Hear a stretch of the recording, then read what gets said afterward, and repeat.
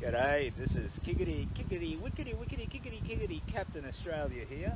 I'm taking an early lunch break, although I'm not actually eating lunch because I'm still too full from that bloody magnificent burger this morning.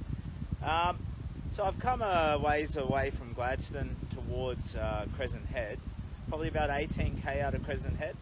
So tonight I'm thinking I might make a camp somewhere just a couple of k before Crescent Head, roll through in the morning, you know, stock up on water and have another big breakfast and then push down the beach to Port Macquarie. So yeah, I'm having an early break because the spot was just too bloody lovely to pass up. Let me show you.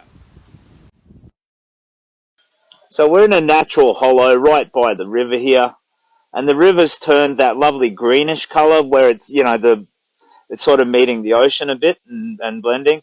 Kaz says, "Hi, Captain." Captain says, "G'day, Kaz."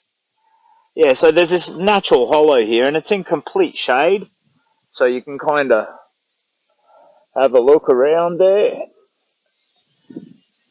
Yeah, so it's just a lovely place to stop for a bit of a rest. So I'm going to hang out here for about an hour, I reckon. Whoop, wobbly, wobbly, selfie, sticky. Sorry if that's making you dizzy there. Yeah, I've got my boots off. Hang on. Hey, there you go. Look at that. Look at that nasty blister there, hey? Bit gross. Sorry about that. So I got my boots off and, yeah, just set them piggies free. Let the toes have a little rest and just looking at the beautiful river and feel at peace, you know. So, Crescent Head, be there by mid-afternoon. I could push through and camp after it, and I may still do that, but I think I might camp just before it and then have breakfast there in the morning because I understand it's a bit of a town now, bit of a tourist place. So I don't want to spend a lot of time there, but it'd be good to take a hot meal. Yeah. So what's to talk about? Oh, this morning I've done a couple of radio interviews, so there might be new people joining to check this out. So I am Simon and also Captain Australia. And this is my kit, my bag behind me. That's the big flag I carry, normally unfurled like a big bloody samurai flag or something. And it's a shortcut to explaining who I am and what I'm doing. But it's also kind of, I don't know, emblematic, you know, like, look at me going into charge of fight against cancer or whatever. So you can see my rough kit on the back there. You can even sort of see the solar panel, which is charging up my battery reserves. Not at the moment, though, because we're in pretty much complete shade. And, yeah, so my intention is to walk from Brisbane to Melbourne, an old fart that I am. And it's a way of healing every dimension of my life after my own fight with stage 4 cancer. So physically, mentally, emotionally, and spiritually, I'm looking at self-repair and rebuilding. And I'm also doing it in support of a charity. So again, that big bloody flag just there, that says the Kids Cancer Project, Brisbane to Melbourne, blah, blah, blah. And the Kids Cancer Project, they are a charity that are committed to resolving pediatric cancer in our lifetime is the mission statement. So it's all about research into improving the efficacy of treatments and softening the damage those treatments do. So 950 Aussie kids, sorry to wobble you around so much, 950 Aussie kids every year diagnosed with pediatric cancer, and 20% of them don't survive treatment. That means 3 every week die. They just, bang, they're gone within, you know, weeks of their diagnosis probably. And the average age is 6. So it's to help them and those families affected by it. And here's the thing, you know, like if we soften treatments and improve them such that just one child benefits from it, if that's the outcome of this, wonderful, because it's not just that one child this year, but every year that follows, future unborn children benefit because we're pulling that number down from 950 to 949. So they're very researchable cancers. They're very, very specific types of cancer. And the charity is all about throwing money into that research to try and improve the situation overall. So, yeah, when I'm walking along, for me, it's like if it could just save one child. That's like a mantra in my mind. And it doesn't matter how many miles I have to walk. It doesn't matter. The blisters doesn't matter, you know. If I were a millionaire, I'd just throw all my wealth at the problem, but I'm not. I'm just a buffhead. I had a travel insurance company, but COVID kind of murdered it. And now, well, it's in hospital in an induced coma. We might be able to wake it up when I get back if people start having holidays again. But, for me, I guess we all, and that's another unconscious thing about the walk, really. I guess we all can do something, even something unconventional like this. Howdy, ma'am. I'm Cowboy Captain Australia. And I'm Cowboy Captain Australia, and when I see trouble, I let my fists do the talking. Please don't hurt me, mister. I know. That's my favourite little dad joke there. Jules! I met your dad today, Jules. And John, g'day, welcome. And I think I saw Michael. Hey, Michael. Um, yeah, lovely to know you're all watching. I feel sometimes as I'm plodding down the road, especially in the hot driving sun, I feel alone. Or alone but for all the flies. And I swear, I curse those flies out there like the grumpy old man next door who can't stand it when you play your radio too loud, but versus the flies. Matthew says, going well, mate, thank you. Shane says, keep up the great walk, my friend, you're killing it, bro. Oh, well, I feel that I could be doing a lot better than I am, but big picture, it doesn't matter. It's about the commitment. It's about following through, doing the best that I can with what I have, and I do feel though that I could go faster. I could be stronger. Mike Ike says, "G'day, Si. You're doing well for an old fart, buddy. Keep up the good work." Yeah, thanks. I guess, but I called myself an old fart, so I kind of deserve that anyway. John says, hi, Captain. I really enjoy keeping updated on your huge adventure. Oh, cheers, John. Yeah, so look, I'll show you. So for those who didn't see before, I'm in a natural roadside hollow, and if you look over there, it's by the lovely something something river. If I weren't a confused old fart, I could tell you the name of that river. Unfortunately, I'm a confused old fart. It's something like Balowie or Baloo or Belmore or something. But yeah, it's lovely, and it runs past Gladstone, and there's this road through to Crescent Head runs all the way along it. So I'm thinking to Belmore. Okay, thank you, Jules. You see how close I was? Balowie. That was pretty good. Yes, I'm thinking just before Crescent Head, I might be able to find a place to rough camp there, and then I'll roll in and get some breakfast in the morning. Let's see, we got another comment. Sorry for the wobbly camera. I'm going to fire the support crew. Renee says, Daniel Williams, can you guys hook Simon up with a hot meal tonight at Crescent Head Tavern? What? So he's walking Melbourne for Kids Cancer. Amazing, Simon. Keep up the inspiring walk, Belmore River. So thank you. It's the Belmore River, and well, I was thinking to hide before Crescent Head and then roll through in the morning. But look, if there's a hot dinner up for grabs, I can always just push through and camp after. But yeah, I understand it's a real touristy area, so I want to kind of just push right through there. So whenever I arrive, just kind of have a little wave and quick resupply and move on. But yeah, okay, so the big walk. How have we been going? This is day 20 now. 20. I think of the 20 days, I've had a bed for maybe 6. Yeah, maybe 7. Yeah, so I've slept rough more than I've slept in a bed, but there's been so much hospitality and kindness that I've received. And, I try to collect it all, but some people are shy.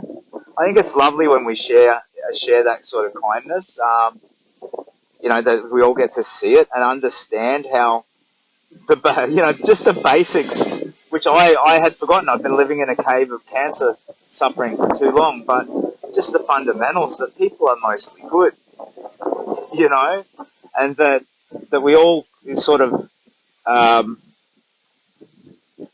we're all nourished by hope and hopeful things, and that we all kind of, we can lift each other up. And when I expected my walk to be a long and a lonely enterprise. I didn't expect that I'd meet such lovely people. I feel that I've made already some real, proper, true blue friends, people that I'll be in touch with, in this next phase of my life. And like Jules and Jai, they're an example.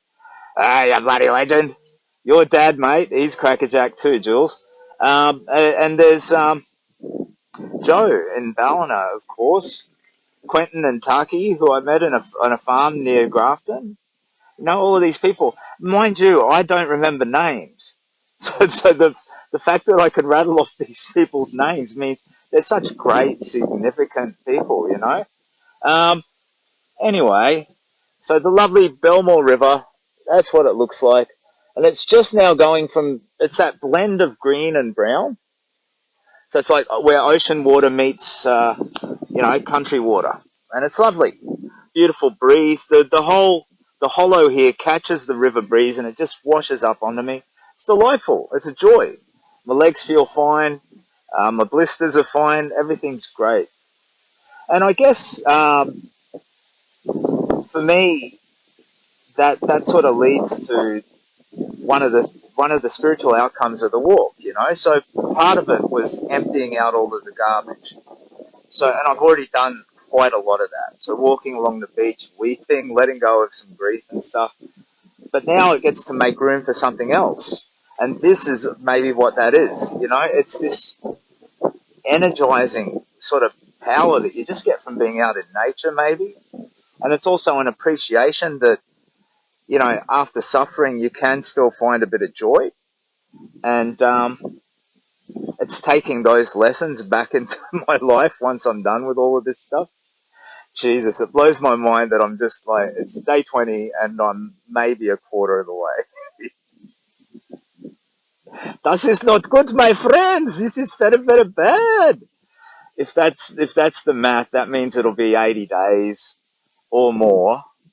Look, that's not too bad. I was hoping to do it in a couple of months, but that's not too bad. So we've got people are trying to spruik up a meal for me. Come on, what's going on? A bed and a feed. So there's someone with contacts at Crescent Head. You're thinking a hot meal. Yeah. Well, I had a delicious bloody breakfast burger. It had everything: a pineapple. What's the purple one? I just had a mental blank on the word beetroot. Egg, patty, meat patty, bacon. It was, onions, everything. So, raising kids cancer. Okay, so I've read that comment. So I'm just doing a quick comment check because I am delighted by the kindness and the interest, and I want to respect it back. So if there's comments there, I'm really sorry if ever I miss any. I try to go back at night time and, I like this one. I care about that one. They don't give you too many options. Like, care, haha, and then there's some mean stuff. Um, Anyway, yeah, so I'm just going to lay here and enjoy this for another 45 minutes or so, then get the pack going and press towards Crescent Head. I guess I'll check in before I pitch camp, because if you've bloody sent it out into the universe that there could be a kind hot meal waiting there, then I wouldn't want to pitch camp and then let anybody down, and not show up or anything. So I will definitely do another stream, assuming there's reception and stuff, but it looks all good so far. I'll definitely do another one just before I pitch camp. Maybe I'll give you an insight into what it looks like when I pitch camp, because some people have had some curiosity about all of the gear and whatnot, which, again, you can kind of see behind me there. So that pack weighs about 25k now. It is way too heavy. Oh yeah, don't book anything in a caravan park or anything like that. Please, please, please, please, please. Don't go buying rooms or whatever. Like, the idea of, if I toddle down and I'm like a knight of old and I'm like, I have slain the dragon, how fare you, my fine young villager? And they're like, oh, good on you, sir knight. Would you like a bed for the night? And I'm like, oh yes, I can accept your hospitality. That's fine. But for you to, you know, be like ringing ahead and, oh, let's book him a spot at the caravan park or whatever. Don't worry. Part of this is me thinking on my wits and thinking on my wits, thinking on my feet, and just figuring it out. The motorway is by far the worst part. I mean, Sydney's going to be interesting too. I might connect with some homeless communities. I might buddy up with some people and sleep, in a alleyway somewhere. Who knows? I'll check in later, mate. Going back to work. On you, Shane. All the best, mate. Um, but yeah, don't shell out your hard-earned cash on my account, please, please, please, please. It's so. I mean, I don't want to discourage your kindness. It's so kind of you. Thank you so much. It's lovely. And if I got really desperate and I were injured or something, I would take a hotel room and have a good old, layover and let my feet fix. But I'm doing great and everything's fine. So, thank you so much for your kindness, though. This thing never discourage kindness because kindness is beautiful and it's something we weave together and it grows when you share it. So, you know, please don't think if I'm iffy about you you trying to find me a place to stay, that it's a bad thing. I am so grateful and it's got such respect and gratitude in there. But I'll be all right. I mean, look, if I pitched camp here, I'd be delighted. It's a beautiful spot, Um, my only really bad experience was that leech on the back, and the idea that I could get bitten or stung by something that's got a bit of poison in it isn't too happy. But you got to trust your luck a little bit, I suppose. Um, okay, so what's to talk about now? Hmm. I've never been a good joke teller. And I've already told the story about the big walk plenty of times, although I am mindful that there are possibly people coming in who have no clue. So, but I think I already did tell it at the start, didn't I? I think I did. I don't know. Very quickly, I'm walking from Brisbane to Melbourne. I'm not meant. Well, I was going to say I'm not mental. Maybe I am mental because I'm walking from Brisbane to Melbourne. I dress as the bullhead superhero Captain Australia. That normally involves. Where's my little mask here? It's on the utility belt somewhere. See, I have a utility belt just like Batman. You'll see this thing. So that's the mask that I wear. That kind of looks a bit horror movie-ish, actually, at that angle.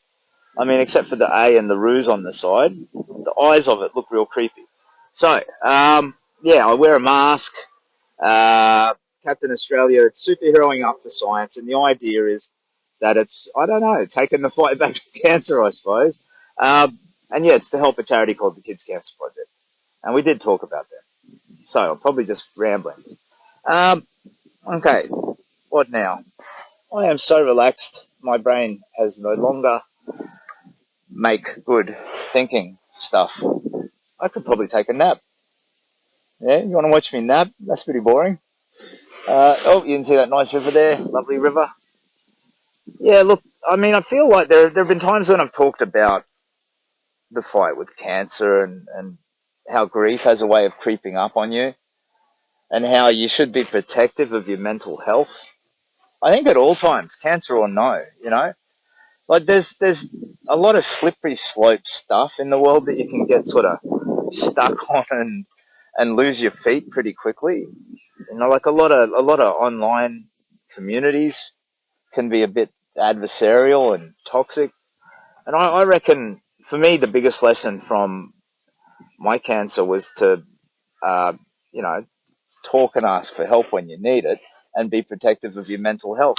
And I think that's actually good advice. Oh, oops, sorry, I wobbled the camera. Oh, what have I done now? It's all gone sideways. Oh, how am I going to read this comment? Anyone on Belmore River afternoon tea would be nice with Captain. What's going on here? John says, how are the boots taking the kilometres? Now, I don't know if I look normal to you. To me, I'm sideways and upside down. I know I don't look normal to you. But yeah, I mean, with regard to the camera, I've done something to break Facebook. These are the boots, if you can see them there, John. The grip is starting to the sole is starting to wear down a little. I reckon they'll make it the whole way without any problem. So they're good, proper military boots.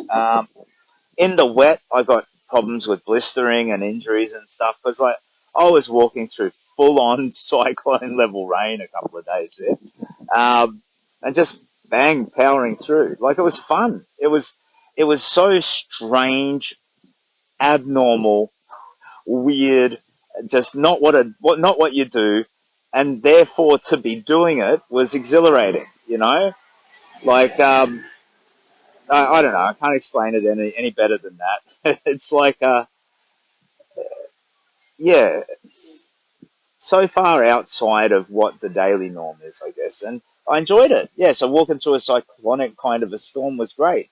The key is when you pitch a camp, you got to have something dry to put on, and that's all. As long as you've got that, you're going to be okay. So I would walk all day through soggy weather, dry in the sun, more storm, dry in the sun, more storm, and then sleep rough and put on my dry clothes for the rough sleep. And yeah, it was great.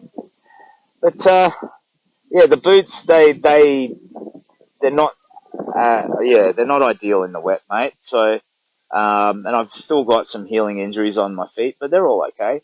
And in the dry, they're marvelous. Yeah, absolutely marvelous. Um, and I bought a pair of Crocs to back me up in the wet, but I've discarded them. They were no good. And now I've got a pair on the kit here. You might be able to see them somewhere. Oh, the camera's all wrecked. I got a pair of Colorado sandals. They're like thick-soled sandals. So it's kind of like a good pair of thongs, but, more likely to, they hug your feet a bit more.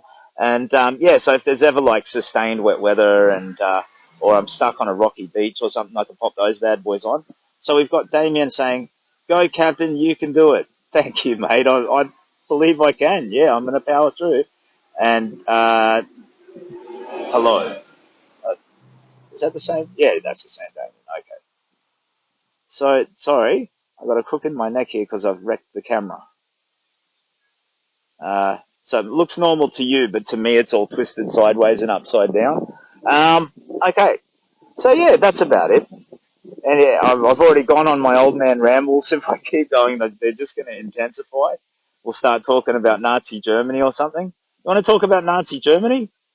What is there to say, really, that hasn't been said before? But it's weird, like, that's living memory, I mean, barely, but that's, 100 years ago, World War One, well, more than, but, close to.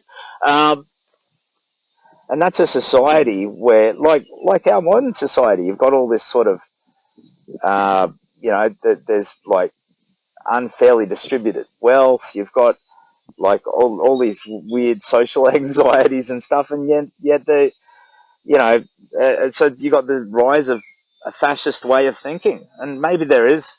Oh God, no! Well, let's not go into all of that sort of stuff, But maybe we are vulnerable to that sort of thing these days. So for me, my big walk, I'm discovering one to one, people are fucking delightful, and I'm sorry I swore. I didn't mean to. Control yourself. Sometimes I just need to use my full range of expression. If I don't have access to my full vocabulary, I can't get the point across. But people are just delightful, warm and helpful and concerned and interested, sometimes confused but still interested. And it's wonderful, and that wave of kindness, I mean, it lifts me up. It washes over me and lifts me up. And I find that incredibly encouraging. When I was in my existential crisis after cancer, I'd worry about the future for my kids, not just in my absence, but just the feeling that the world is darkening, you know, the feeling that society is like the world's never, it's not always been puppy dogs and rainbows and tra la la la la's, but if you're honest and you work and you push through, you as often as not you can have a good outcome. But I felt that the world was darkening. But now when I'm out here in it, every single human being that I've had a good old chat to has been a wonderful delight. So that encourages me. It does about the future of us, So, but then I look at politics or any particular organization where we get together into groups, whether it's a national group, you know. Um, I think we're all one big jumbled tribe, right? But then when you look at dialogue between China and Australia, it's scary. Our own politics and commercial vested interests, they're all messed up and scary. And yet individually we're wonderful. So somewhere there's some sort of a lesson in there. There's some sort of an insight that I'm not smart enough to reach, where we can, I don't know, make our systems better. I don't know. Anyway, I'm getting a crook in my neck because this is all tilted sideways. Hang on, we've got comments. Oops, sorry, comments. I have German friends and they're ashamed they were. Oh, yeah. No, well, I don't think it's like that's a national thing or a race thing, and I understand that. And there is like there's legislation in Germany that you can't say certain words, and use the fascist symbols and all of that sort of thing. And at the end of the day, the remorse tells you something, doesn't it? It's like we also understand this was a messed up thing that happened. But it could happen, and it's not just Germany. It's any any of us really. It's like that idea of a dystopian future. It could just as easily be, you know, the Eskimos who rise up and take control. But yeah, yes, Lynette. And if anyone has a free bed, shower, safe place, geez, we're still going with the food and safe place to sleep. Don't worry about me. I'm just an old buffet. Katja says, Damien, that is so sad that your friends feel that way. They had nothing to do with anything. Yep. Yeah, I agree with you. Like, I don't think, there's these biblical things where it's, and the sins of the father shall be visited upon the son unto the fifth generation and all that sort of stuff. But no, you didn't do anything. We learn from the mistakes of history, and then they're not mistakes, they're lessons. But yeah, I don't know. If you don't learn from it, maybe you're doomed to repeat it and all that kind of cliche. But oh, old man ramble. You see, I chose a topic and I started my ramble, and I could just be half asleep enjoying this beautiful breeze along this beautiful river. Sorry about that. So, Captain Australia's Big Walk. That's what this is. Okay. Oh, now I'm all stressed out that somebody's going to find me a place to sleep and something to eat, and then I'm like, oh no, where is it? I'm gonna miss it. What there? This I could sleep here for 12 hours if I needed to. Don't worry. You're too kind. No, you're not too kind. You're just the right level of kind. Oh, I don't know. I'm old man rambling again.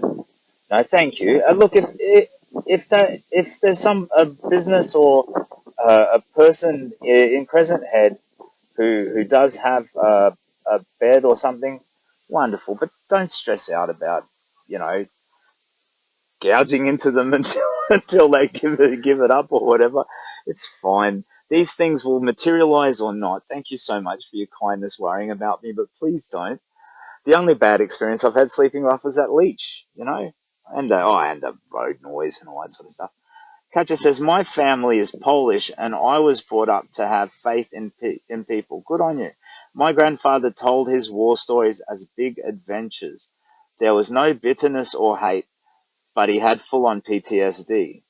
Yeah, he might have been, you know, being a great parent. You know what I mean? Like holding back a lot of the dark stuff. My grandfather was broken by the war. He was a Frenchman who I believe uh, he was an informer actually. Like he wasn't a great guy, and he did some not nice stuff to survive a very bad time, and it marked him and it scarred him and it darkened his life, and that then darkened his married life when he came to Australia and married, and then it darkened the life of his children, my mother. And the important thing with any sort of darkness, especially generational darkness, is that you just have to arrest it. You have to bang. It stops here today, and from now on, we're going to just, love and care and help and respect.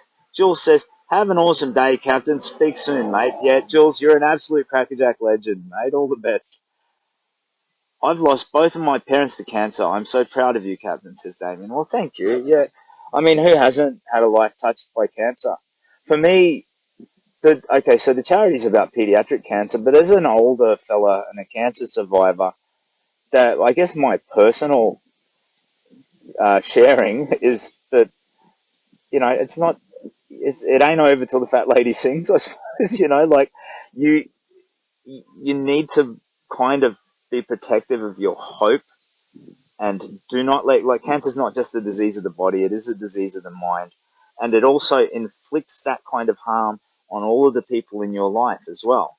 Like, if you're diagnosed with the big C and a heavy C, you will find people no longer know how to talk to you, and that adds this sort of awkwardness that then creates a distance, and then suddenly people who were friends are not friends anymore, and you can find yourself feeling isolated, and maybe like your sickness is somehow contaminating you, and yeah, it's a really slippery slope. But if you keep your hope and your identity intact, and try and live as happy and normal and loving a life as possible, then you, you know you've got no control over whether the disease takes you or not.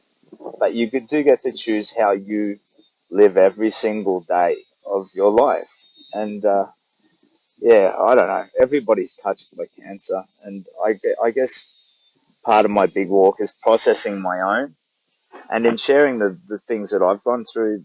If it helps anybody come to terms with their own grief or their own, difficulties or fears, I'm delighted. That's the only word. I'm flat out, outright delighted by that.